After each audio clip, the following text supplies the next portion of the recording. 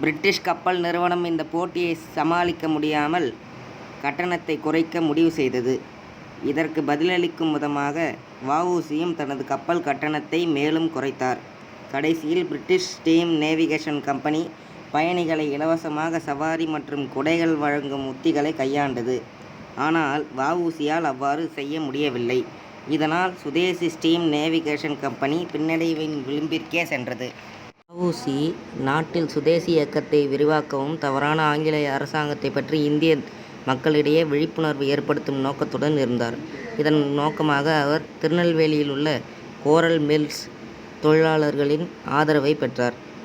ஆங்கிலேய அதிகாரிகள் ஏற்கனவே அவர் மீது கொண்ட வெறுப்பினால் இச்செயல் அரசாங்கத்திற்கு எதிரான துரோகம் என்று குற்றம் சாட்டி மார்ச் 12, 1908 அன்று அவரை கைது செய்ய வேண்டுமென்று உத்தரவிட்டனர். அவரை கைது செய்த பின்னர் வன்முறை வெடித்தது.